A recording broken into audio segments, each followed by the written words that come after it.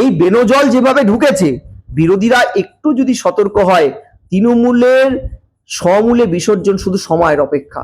তাহলে আমি মনে করি সাফল্য অবধারিত, কারণ রাজ্যের মানুষ মুখিয়ে আছে পরিবর্তন করার জন্য হবে, এবং এটা চিরতরে বিসর্জন যাবে যে কায়দায় এরা ওবিসিকে।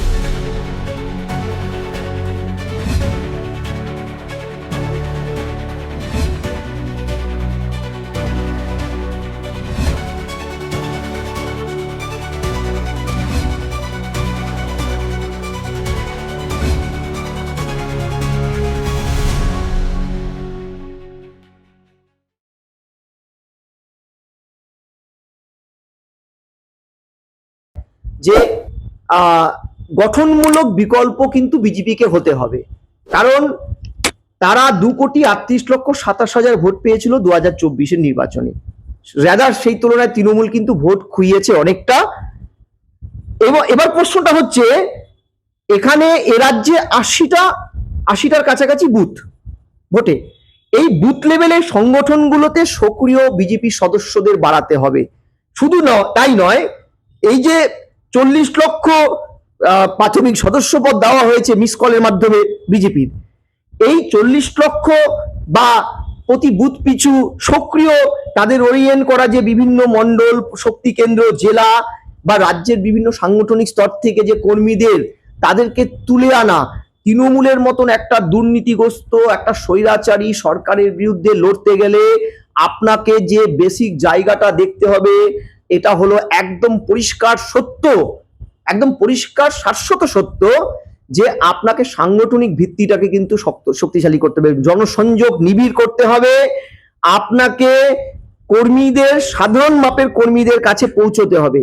এই কর্মী যারা যে কোনো দলের সম্পদ, এইটা কিন্তু বাস্তব সত্য। আপনি জেনে রাখুন, কেন্দ্রীয় নেতৃত্ব আপনাকে সাজেশন দিতে পারে, তারা আসবে, তারা নিবিড় যোগাযোগের কথা বলবে, চলে যাবে, কিন্তু দিনান্তে কাজটা করতে হবে কিন্তু রাজ্যের বিজেপির সাধারণ কর্মী এবং নেতাদের যৌথ উদ্যোগে। এবার 300 দিনের মতন ভোট বাকি 26-এর নির্বাচন, এর মধ্যে যদি এই ঘরটা তারা গোছাতে পারে, তাহলে আমি মনে করি সাফল্য অবধারিত, কারণ রাজ্যের মানুষ মুখিয়ে আছে পরিবর্তন করার জন্য। সেই পরিবর্তনের নাম কি বিজেপি? হ্যাঁ, অফকোর্স সংখ্যাতত্ত্বের ভিত্তিতে তারা দ্বিতীয় পজিশনে আছে, 2,33,27,000 ভোট পেয়েছে তারা। এবারে আপনাকে জিজ্ঞেস করবো, বিকাশ রঞ্জন ভট্টাচার্য নিয়োগ দুর্নীতি মামলার অন্যতম কাণ্ডারি, তিনি বলেছেন এ রাজ্য থেকে ছুঁড়ে দূরে ফেলে দিতে হবে রাজ্যের শাসক দল, বর্তমান শাসক দল তৃণমূল কংগ্রেসকে। আপনিও বলছেন যে তৃণমূল কংগ্রেসকে উৎখাত করা সম্ভব। ঠিক কোন মন্ত্রে স্যার, যদি একটু আমাদের দর্শক। এই তো বললাম, নিবিড় জনসংযোগ, রাজ্যের ব্যর্থতাগুলোকে নিয়ে গণ আন্দোলন গড়ে তোলা, যেটা মমতা ব্যানার্জির সাথে মতবিরোধ বিজেপির বা অন্য দলের থাকতেই পারে, কিন্তু তার যে পথটা বিরোধী হিসাবে মমতা ব্যানার্জির যে বিধ্বংসী আন্দোলন, সেটা তো আপনি রিনাই করতে পারেন না, সেটা তো সঠিক। এবং বিরোধী হিসাবে আপনাকে বিধ্বংসী গণ আন্দোলন গড়ে তুলতে না পারলে আপনি কিন্তু মসনদে আসতে পারবেন না, আপনার আখিরে নিট গোলটা হয়ে যাবে শূন্য। ফলে আপনাকে কিন্তু সেটা মাথায় রাখতে হবে। আপনি একজন গণিতের প্রফেসর হলো, সমাজতত্ত্ব নিয়ে আপনার জ্ঞান বিশদ, আমি সেক্ষেত্রে আপনাকে একটা প্রশ্ন করবো, এ যাবৎকালের এত দুর্নীতি অনেকে বলছেন যে পশ্চিমবঙ্গের রাজনীতিতে দুর্নীতিটা বিগ ফ্যাক্টর নয়, আপনিও কি তাই মনে করেন? দেখুন, ভারতবর্ষের রাজনীতিতে দুর্নীতি বিগ ফ্যাক্টর নয়, কিন্তু ফ্যাক্টরটা হচ্ছে বিরোধীরা দুর্নীতিটাকে কতটা ক্যাশ করতে পারছে। ত্রিপুরায় বিজেপি 10,000 চাকরি চুরি হয়ে যাওয়ার বা চলে যাওয়ার বিপরীতে আর গণ আন্দোলন গড়ে তুলে বামফ্রন্টকে উৎখাত করেছিল। এ রাজ্যে একটার পর একটা সর্বত্র মমতা ব্যানার্জির ক্যাবিনেটের 46টা দপ্তর যেখানে দুর্নীতিগ্রস্ত, সেই দুর্নীতির অ্যাসপেক্টে গণ আন্দোলন গড়ে তুলতে পারলে দুর্নীতি ফ্যাক্টর হবে। কোনো ইস্যুই ফ্যাক্টর ততক্ষণ হয় না যতক্ষণ সেটাতে বিরোধীরা মাঠে ময়দানে নেমে মানুষের কাছে সেই ইস্যুটাকে তুলে ধরতে না পারে। আমি প্রশ্ন করবো, অনুব্রত মণ্ডল, কেষ্ট মণ্ডল আবারও তিনি রাজনৈতিক চর্চার মধ্য গগনে। আমি বলবো অনুব্রত মণ্ডলের সঙ্গে বোলপুর থানার যে আইসির কথোপকথন, সেই কথোপকথনে তাকে আবার চর্চার, পশ্চিমবঙ্গের রাজনৈতিক চর্চার কেন্দ্রবিন্দুতে এনে ফেলেছে।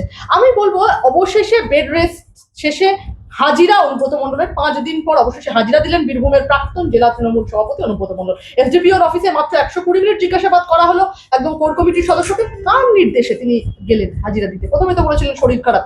দেখুন, রাজ্যের পুলিশ মন্ত্রী অর্থাৎ মুখ্যমন্ত্রী অর্থাৎ মাননীয় পিসি তিনি এতদিন চাননি বলে অনুব্রত যাননি, অর্থাৎ পিসি চাননি বলে পিসি মানে পুলিশ তাকে অ্যারেস্ট করেনি, প্রেমপত্র পাঠিয়েছে।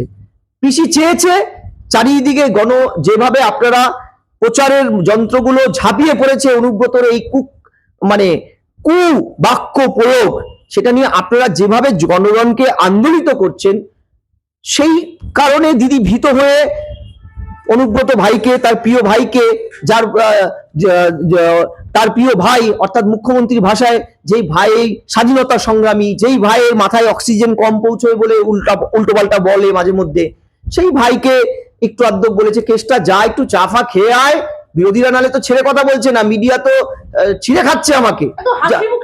হ্যাঁ, তাই তো হবে, শাহজাহানও হাসি মুখেই ঢুকেছিলেন, এও তাই।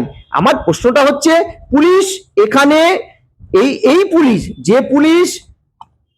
পুলিশের একজন আইসি কে তার মা স্ত্রী সম্পর্কে অশ্লীল মন্তব্য করা মানে 1,40,000 যে সর্বোচ্চ পুলিশ, কলকাতা পুলিশ সহ তাদের প্রত্যেকের মা স্ত্রীকে ধরে গালাগালি, যে পুলিশের মাথায় বসে আছেন মমতা ব্যানার্জি তাকে গালাগালি, সেই পুলিশ আরজিকর আন্দোলনের পরে নিরীহ জনগণকে, গণ আন্দোলনের সাথে যুক্ত নাগরিক সমাজকে পেটানোর জন্য নাগরিক সমাজ থেকে পাল্টা শুনতে হয়েছিল, পুলিশ তুমি যতই মারো তোমার মেয়ে হচ্ছে বড়। তখন এই পুলিশদেরই কেউ কেউ তো কবি সেজে লিখেছিলেন, পুলিশের মেয়ের চিন্তা ছাড়ো, সে লড়াই করেই হচ্ছে বড়। ঠিকই, পুলিশের বাবা তো তার স্ত্রী, পুলিশ তো তার স্ত্রী মাকে বা তার মেয়েকে বাঁচাতেই পারে না, কারণ মমতা ব্যানার্জির রাজনীতির দুটো মন্ত্র, ভোটে থাকার মন্ত্র, অনুপ্রবেশ এবং অনুব্রত।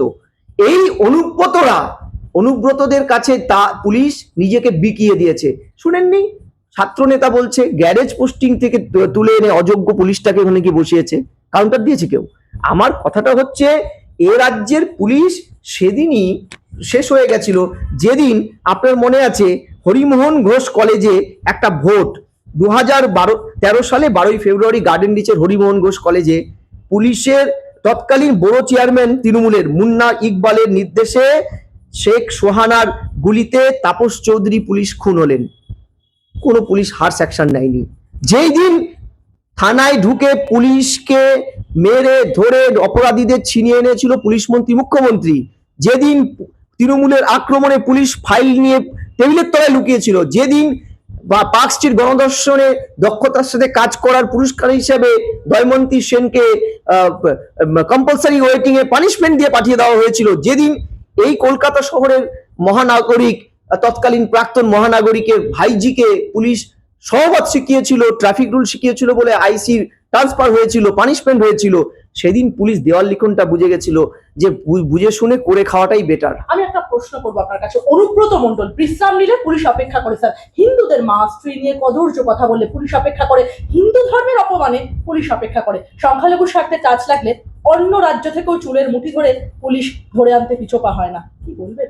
না, আমি আপনাকে বলছি যে আপনি যে ইঙ্গিতটা করলেন আমিও সেই জায়গাটাই, যে হাইকোর্ট কালকে তো সেই মর্মেই কথাটা বললো যে আপনি অনুব্রতকে বিএনএস 35-এর 3 নম্বর ক্লজ অনুযায়ী প্রেমপত্র পাঠালেন, নোটিশ যাকে বললেন।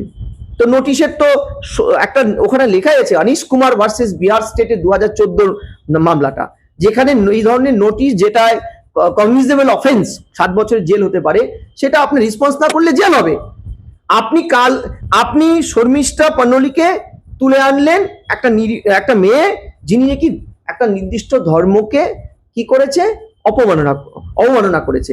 আচ্ছা, আমার প্রশ্নটা হচ্ছে, শর্মিষ্ঠা তো নিজেও একটা অভিযোগ করেছিল, কাকে? রাশিদি ফাউন্ডেশন বা স্কাইওয়ে ফাউন্ডেশনের ওয়াজেদ খানের বিরুদ্ধে। তিনি হিন্দু ধর্মের কামাখ্যা দেবীকে নিয়ে অশ্লীল মন্তব্য, মেয়ে হিসেবে দেখতে পারবেন না, আমিও দেখতে পারিনি, তারপরে অভিযোগ করেছিল এই শর্মিষ্ঠা তার ফেসবুক প্রোফাইলে অশ্লীল ছবি পাঠানো হচ্ছে, মেরে ফেলার হুমকি দেওয়া হচ্ছে। পুলিশ সেই ওয়াজেদ খানকে অ্যারেস্ট করলো না কেন?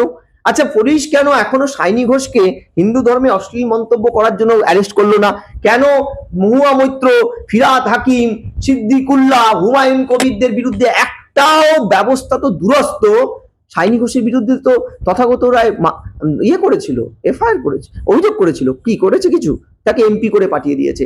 আমার কথাটা হচ্ছে যে পুলিশের তার যে বেসিক রুল অফ ল সেটা তো পুলিশ করে না। যেই পুলিশ আপনাকে আমি বলি যে পুলিশের দায়িত্ব ছিল যে মানে বিচ অফ পিস করা, মানে to maintain law and order, to prevent crime and criminal activities, সেই পুলিশ অনুব্রতদের কিরণক দাসে পরিণত হয়েছে, তৃণমূলের বাড়ির গৃহপালিত পশুতে পরিণত হয়েছে। আপনি ভাবুন কোন সালে, 1874 সালে তো খুদ স্বর্ণলতায় তারকনাথ বন্দ্যোপাধ্যায় লিখেই গেছিলেন, চক্ষু লজ্জা থাকিলে পুলিশের চাকরি করা সুকঠিন হয়ে যায়। আমি একটা প্রশ্ন করবো স্যার আপনার কাছে, আইসি কে কদর্য ভাষায় হুমকি দিলেন অনুব্রত মণ্ডল, আর পুলিশের চিঠি পেল এবিপি আনন্দ। এটা কি অঘোষিত এমার্জেন্সি চলছে রাজ্যে? একদম, এটা পুলিশ স্টেটে পরিণত হয়েছে। ভাবুন যে শুধু সুমন বাবু কেন, পুলিশের মানে এই সুমনবাবুকে নোটিশ দেওয়ার, সুমনদাকে নোটিশ দেওয়ার আগে এই ঘটনায় আইন মেনে অপ্রিয় কথাগুলোকে কেটে কেটে সমস্ত মিডিয়াগুলো দেখিয়েছে। ইউটিউব, আপনাদের মতো ইউটিউব চ্যানেল তিনটে চ্যানেলকে ডিসি লেভেলের মানে ডিসি লেভেলের সরকারি অফিসার থ্রেট করেছে।